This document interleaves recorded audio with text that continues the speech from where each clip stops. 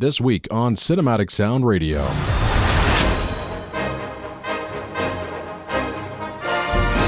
We shine the spotlight on re-recordings or new recordings of previously existing scores.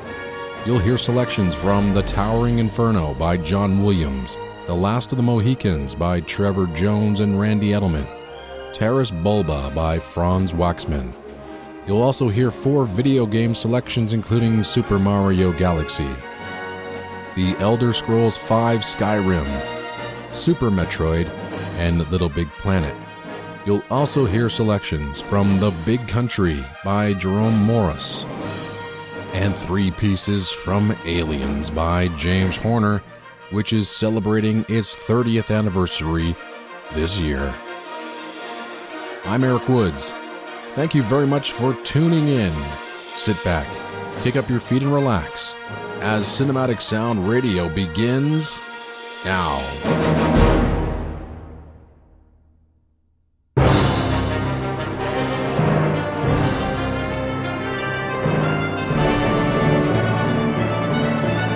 This is the Cinematic Sound Radio Spotlight.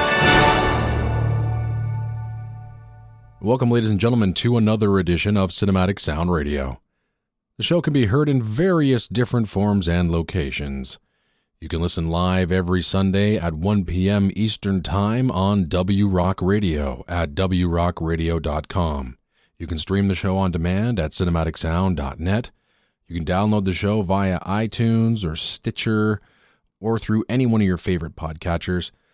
The show is also available on podtyrant.com. In the spotlight this week, we're going to be featuring film music re-recordings, or as James Fitzpatrick would rather you categorize them as, new recordings of existing scores. Now, for those that know me, I adore re-recordings. Now, do I love them all? No, of course not.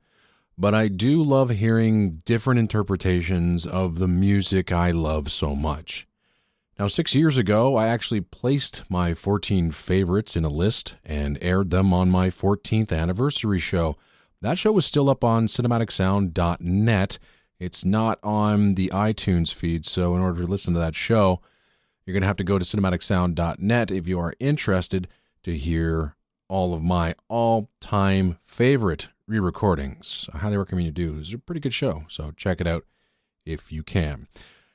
Today we have a lot of great music on the program, and we begin with selections from Aliens, which opened up in theaters 30 years ago in July of 1986. Now, I first saw this film on television. It was actually a presentation of the director's cut of the movie, and it basically scared the bejesus out of me. It's still one of the scariest films I've ever seen, with significant help from composer James Horner and his terrifying score. The film is hands down one of the greatest sequels ever made, and the film can easily stand on its own without the first film, which is also dynamite as well. And I also have a very soft spot for Alien 3. Now, the 3 selections we have lined up for you from James Horner's score come from a 1996 album called The Alien Trilogy, released by Varese Sarabande Records, which presented lengthy selections from each of the 3 Alien films performed by the Royal Scottish National Orchestra, conducted by Cliff Edelman. Now, this was Edelman's first conducting gig with the Royal Scottish National Orchestra, and subsequently he would conduct the orchestra in a recording of Shakespeare favorites, which would include his own tone poem, The Tempest. It's a great piece, and if you haven't heard that, I've also featured that album on the show as well, and it's available on cinematicsound.net. Now, the selections that we have from Alien are competently performed. The opening cue is the atmospheric main title, with more than a hint of Aram Khachaturian in there. The piece sticks very closely with the atmospheric writing of Jerry Goldsmith's Alien. The suite then segues into the ferocious, futile escape action cue with blaring horns, clanging anvils, and woodwind stingers. The suite then ends with Horner's most iconic piece, Bishop's Countdown, which here is conducted a little slower than the original recording, yet still is just as impactful. Recording engineer Jonathan Allen captured Horner's brilliance at City Hall's Glasgow in July and August of 1996. Here now, for its 30th anniversary, are 3 selections from James Horner's masterpiece to James Cameron's brilliant Aliens.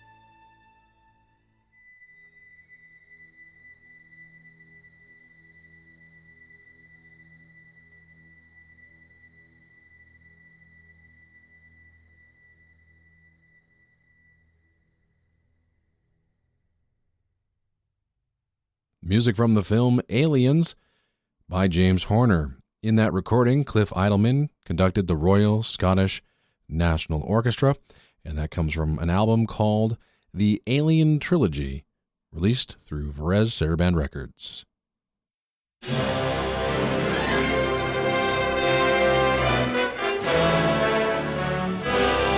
Bringing you the very best of original music composed for films, television, and video games. This is Cinematic Sound.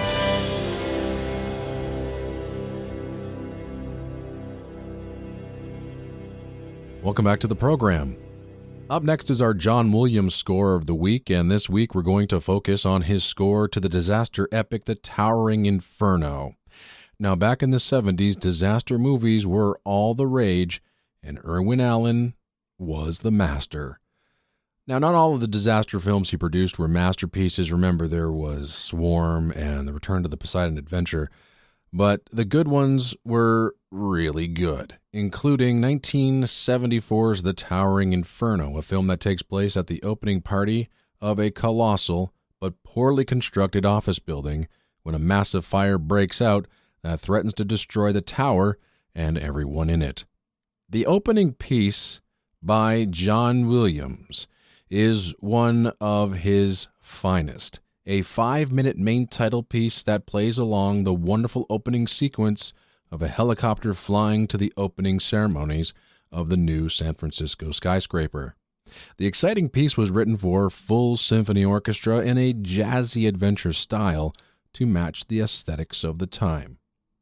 The Royal Scottish National Orchestra played this dazzling cue flawlessly in this recording. They are one of only a handful of orchestras, I think, and that I've heard, especially the trumpet section, that can keep up with John Williams's complex writing. Most horn sections crumble under pieces of this sort, but not the fantastic players of the Royal Scottish National Orchestra. What you're also going to hear is a lengthy sequence called Planting the Charges, which accompanies Paul Newman and Steve McQueen as they set explosives around the water tanks located a mere 2 floors above everyone else remaining in the building. As this incredibly tense piece ends, it signals the beginning of the last piece you will hear, The Noble Architect's Dream.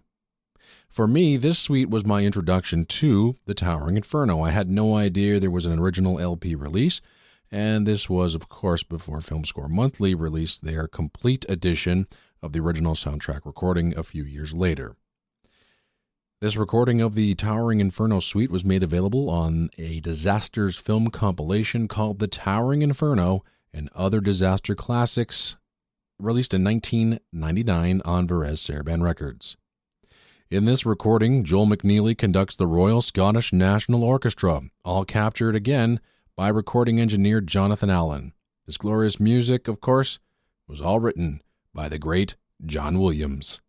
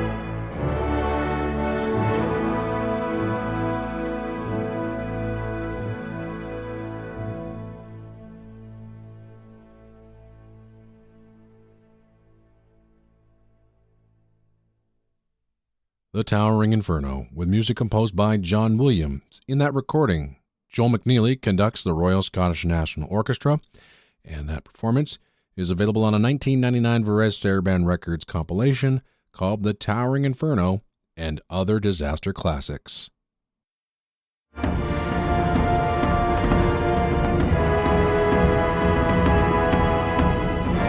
On the air and streaming on the web since 1996, this is Cinematic Sound.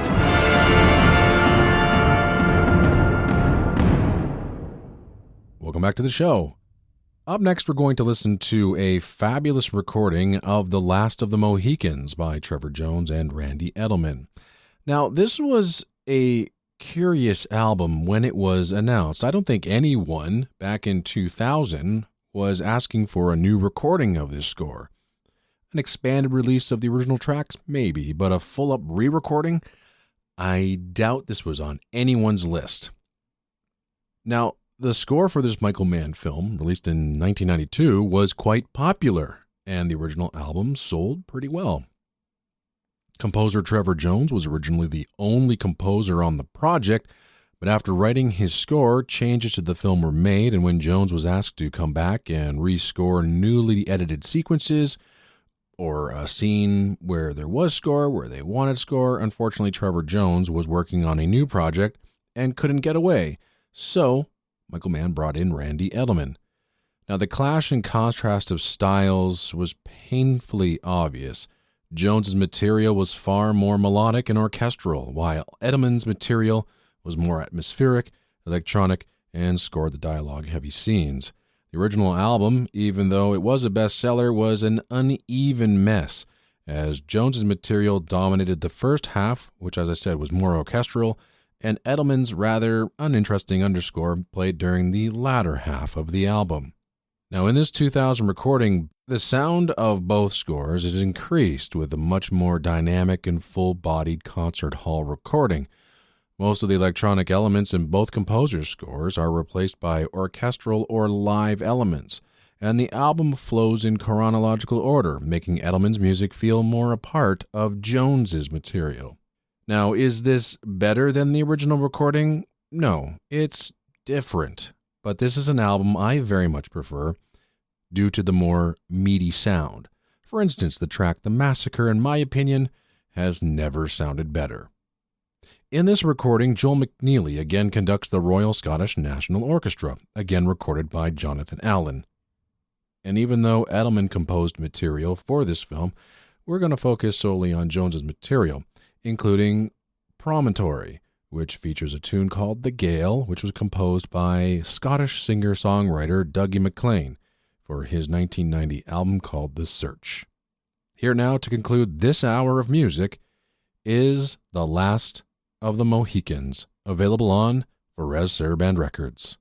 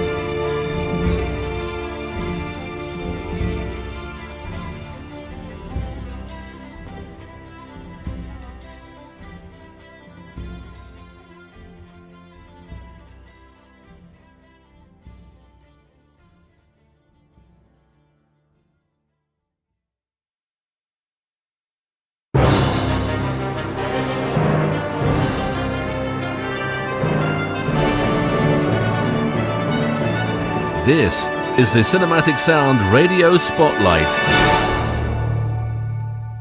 Welcome back to Cinematic Sound Radio. On today's program, we're featuring re-recordings or new recordings of previously existing scores. I hope you're enjoying today's show. We have some dandies coming up for you this hour, including this one, music from the film Taras Bulba, released in 1962, a film loosely based on Nikolai Gorega's short novel. The film stars Yul Brynner in the title role, along with Tony Curtis as his son. They are leaders of a Cossack clan. The film was directed by J. Lee Thompson and featured an original score by the great Franz Waxman. Now, as I was prepping for this show and kind of doing my research as I do, I was flipping through the liner notes of the film score, and I read through John W. Waxman's foreword. John Waxman, of course, is Franz Waxman's son. And he wrote this great piece about his father and the score and why it is so appreciated. Even today, people think of this as a classic. It is a classic score. So I thought, why not just read this forward? I mean, these words, there's no way I could have said it any better. So let me read this for you, and then we'll play some of the music from the album that we're going to present for you. And the album, of course, comes from Tadlow Music, and it was a fantastic 2011 re-recording. And we'll have that for you right after this. Now, John Waxman calls this Memories of Taras Bulba, the score of a lifetime. In his book, The Composer in Hollywood, Christopher Palmer refers to Franz Waxman's score for Taras Bulba as, quote, young man's music in its exuberance, dashing colors with whiplash energy. It was one of Waxman's last. He died in 1967, and best scores. Palmer also noted that the highlight cue, the ride to Dubno, Cossacks, is mightily impressive. Ravel might have likened it to his bolero, orchestral tissue, without music. It's a virtuoso showpiece, a great finale, not only to Taras Bulba, but to one of Hollywood's finest musical careers, end quote. Back to John Waxman. Here he says, my first encounter with the film score was when my father invited me to a preview in Huntington, Long Island. I knew immediately that I was hearing something very special. Waxman received his 12th Oscar nomination for Taras Bulba, but it was a year of great scores. To Kill a Mockingbird by Elmer Bernstein, Freud by Jerry Goldsmith, Mutiny on the Bounty by Bronislaw Kaper, Lawrence of Arabia by Maurice Jarre, and it was a Lawrence sweep. After my father's death, Taras Bulba ranked high on my list of soundtracks to be restored. I was thwarted for a time by the news that the full scores and parts had perished in a fire along with the Magnificent Seven and many other United Artists treasures. Don Wilkerson was the first orchestrator to restore the Dubno finale. For his RCA LP, Sunset Boulevard, the classic film scores of Franz Waxman, Charles Gerhardt and Christopher Palmer also returned to the original sketch. The first concert performance of a suite from Taras Bulba was arranged by Richard Heyman for Arthur Fiedler and the Boston Pops shortly after the release of the film. The Ride to Dubno, a.k.a. The Ride of the Cossacks, is popular in concert halls throughout the world. But the lion's share of the restoration for this CD was meticulously done by the extraordinary Nick Rain, as you will hear on this monumental recording with the wonderful musicians of the City of Prague Philharmonic. No note from me would be complete without thanking James Fitzpatrick for his decades of devotion to the realization of this recording. I know my father would be enchanted. No higher compliments can be given to Nick, James, and the City of Prague Philharmonic Orchestra. John W. Waxman, March 2011. Again, I couldn't have said it any better. Now, personally, I first heard Taras Bulba on that very Charles Gerhardt album that John Waxman described in his notes. It's one of the finest film music albums I own. When I first heard it, it was actually the first time I'd heard Charles Gerhardt as well. I was knocked out of my socks. I could see why the Ride to Dubno or the Ride of the Cossacks would be programmed at the end of a film music concert. It's a showstopper. Because of that Gerhard album, I explored more of Waxman's work. In 1998, Rykodisc Records sent me their CD of the LP sequence of Taras Bulba, performed by a reduced orchestra with lesser sound quality. Even then, I could still hear the excellence and creativity of the work. And then, in 2011, Tadlow Records released their splendid new recording, cues like Chase Set Night and Gypsy Camp, a new cue I'd never heard before, danced out of my speakers like never before. And then to hear the classic Ride to Dubno, the film's showstopper cue, Waxman threw everything at this bolero-esque cue. All of his themes are present. It's one of the great film music cues of all time. This album is a stunner, and like every new recording in the Tadlow library, they just get better and better and better. If the album now had came out in the 90s, though, I'm not sure it would be receiving the high praise it's getting now. The City of Prague Philharmonic wasn't a great orchestra back then, but they have improved significantly over time since then, and this album is a testament to their dedication to their craft. In this recording, Nick Rain conducts. The album was recorded at Smeki Studios in Prague in November 2010, and again in January and March of 2011 by Jan Holzner. Here is Franz Waxman's Taras Bulba, performed by the City of Prague Philharmonic Orchestra.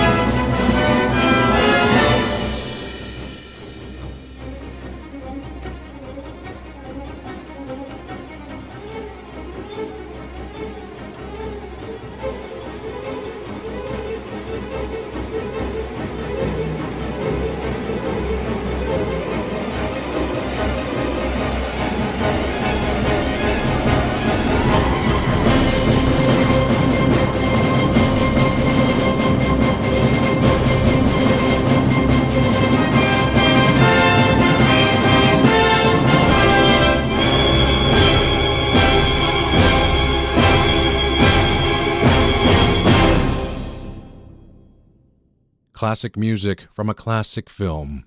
That comes from 1962's TARAS Bulba, with original score composed by Franz Waxman.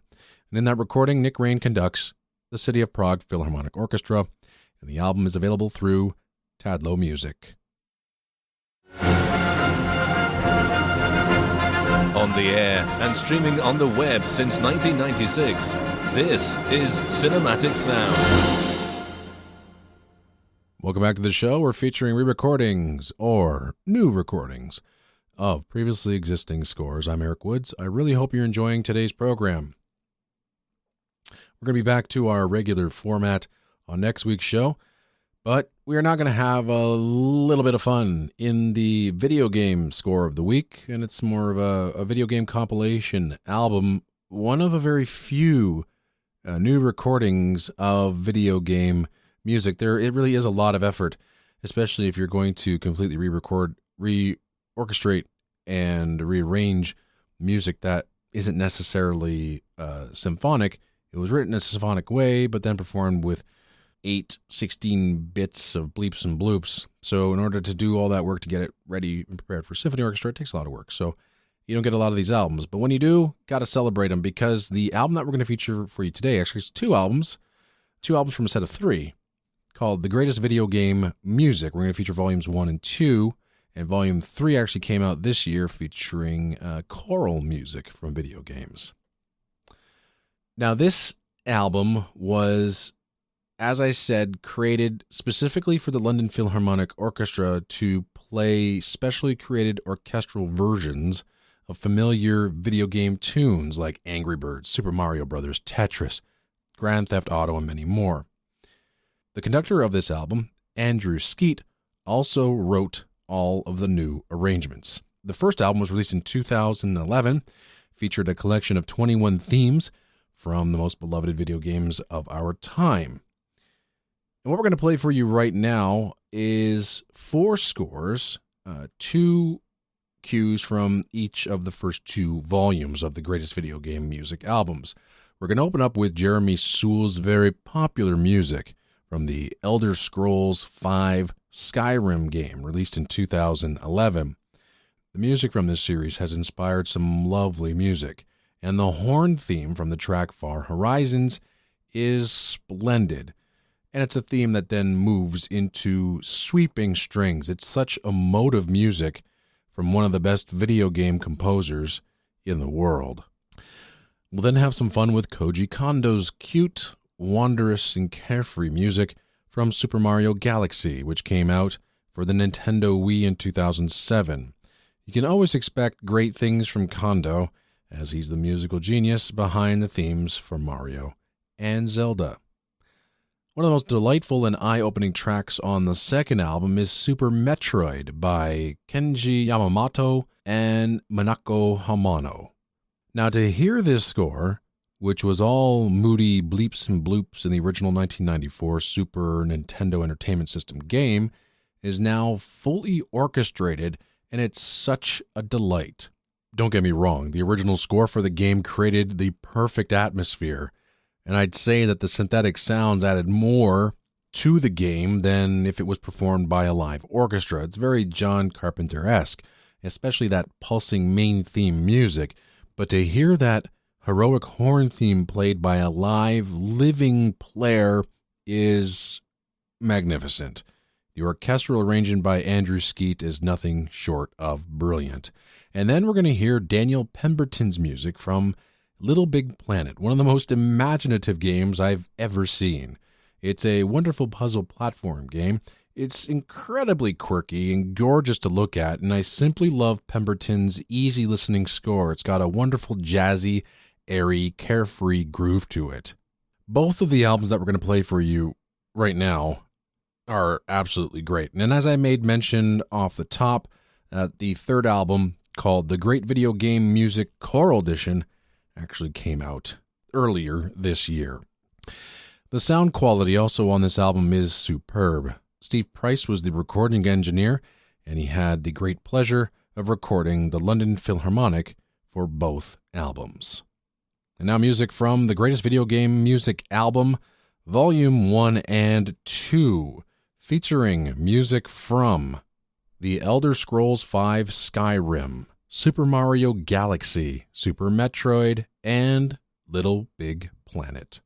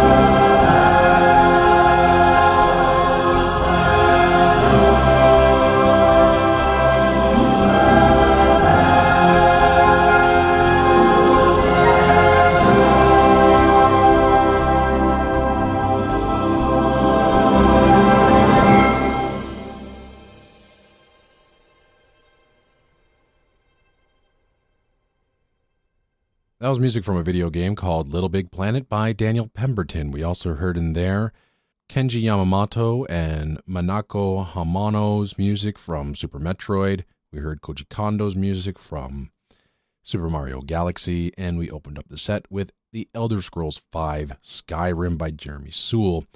All of those performances are available on 2 albums called The Greatest Video Game Music Album, Volumes 1 and 2 through X5 Music.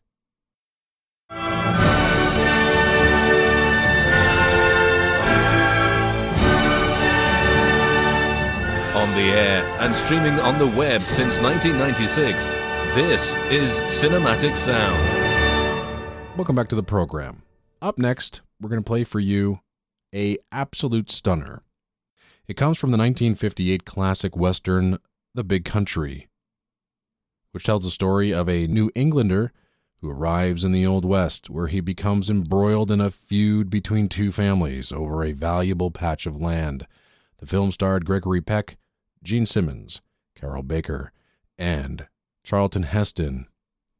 The original score for the film was written by the great Jerome Moross, and what he crafted is one of the all-time great multi-themed Western scores you will ever hear. In the liner notes of the La La Land Records release of the original soundtrack recording, author Randall D. Larson mentioned that Moross was very much influenced by American folk music, having been surrounded by it since his youth. The sensibility was more than appropriate for The Big Country, and he went on to compose one of the genre's greatest themes. The score is massive, it's exciting, it instantly transports you to a simpler time and paints gorgeous images of picturesque Western America. The score earned Moross an Academy Award nomination for his effort, but ultimately he lost to Dmitri Tiomkin's The Old Man and the Sea. As I said, the original soundtrack recording of the score was released by La La Land Records in 2007, but it's the 1995 re-recording by Silva Screen Records featuring conductor Tony Bremner and the Philharmonia Orchestra is the one I always return to. I prefer the brilliant sonics of this album. The album was recorded by the magnificent Mike Ross Trevor and was produced by James Fitzpatrick, who of course we know from earlier on in the show, now heads up Tadlow Music, and is continuing to do great work producing new recordings of previously existing scores for himself and other labels.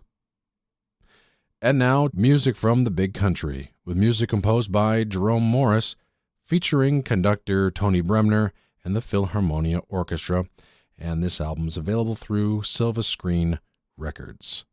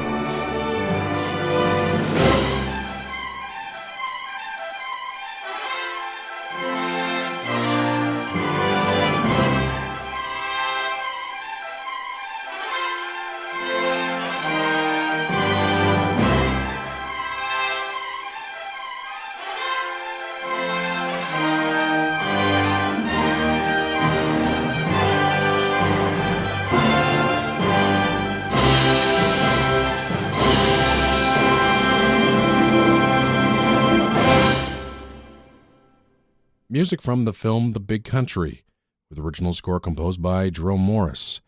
And in that recording, Tony Bremner conducts the Philharmonia Orchestra in a 1995 recording available on Silva Screen Records.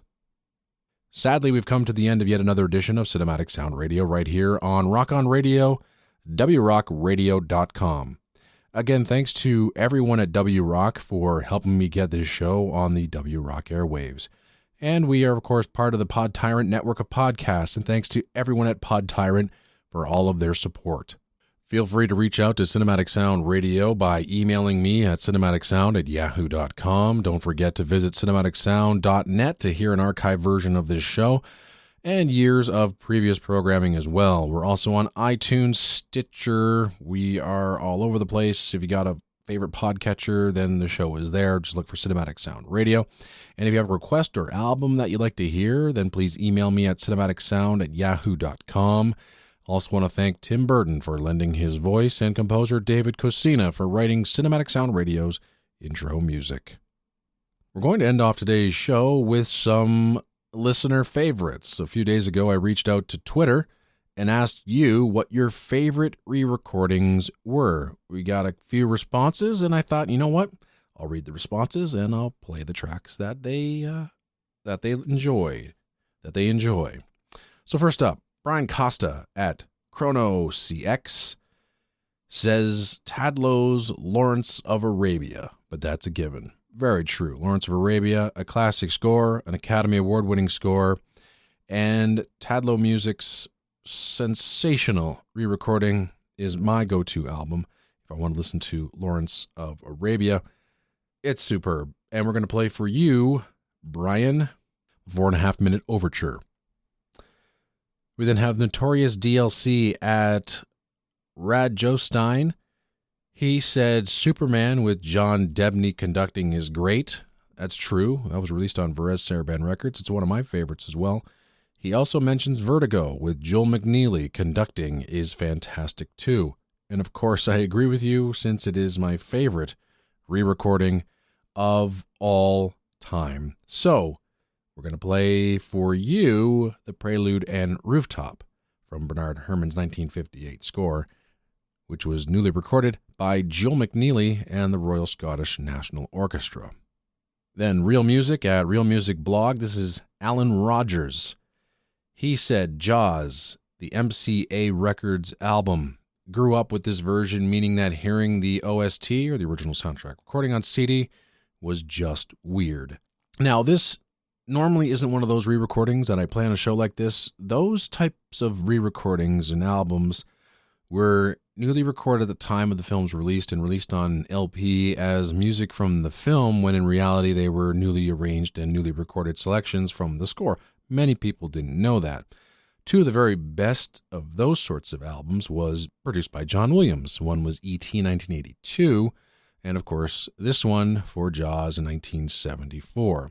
Now, for years, people only had access to this version of the score, which, as I said, isn't the original recording of Q's. It wasn't until Decca Records released the original soundtrack for the first time in 2000, and then last year, Entrada Records released them again, this time with far superior sound quality. So what we're going to play for you from that 1974 re-recording of Jaws, conducted by John Williams himself, we will play the One Barrel Chase. And the cue that we're going to play for you comes from that newly remastered album released by Entrada Records last year. And then our final listener submission is from Isaac at IsaacAda1. And he asked, would you call Eric Kunzel and the Cincinnati Pops film-themed albums re-recordings or covers? I consider them re-recordings, even though most of them are compilation albums. Don't care. They're newly recorded, so they make the list. So I said yes. So then he said, then for Kunzel music, The Beastmaster, Silverado, The Last Starfighter, and Robin Hood, Prince of Thieves. That work for you? Of course it works for me. I love all of those. So we're going to play for you and for the rest of the listeners here on today's program, a selection from an album called Fantastic Journey with Eric Kunzel and the Cincinnati Pops Orchestra. This album ends with Craig Saffin's brilliant main title music from The Last Starfighter. So in this set, we're going to hear Lawrence of Arabia, Vertigo, Jaws, and The Last Starfighter, all listener-submitted requests. And we'd like to do more of these, of course. Again, if you have something you want to hear on the show, please email me at cinematicsound@yahoo.com or tweet at me at cinsoundradio, or find Cinematic Sound on Facebook at facebook.com/Cinematic Sound. Well, that's the end of today's program. Thank you very much for tuning in. I really hope you enjoyed today's program. And until next week, take care and happy listening.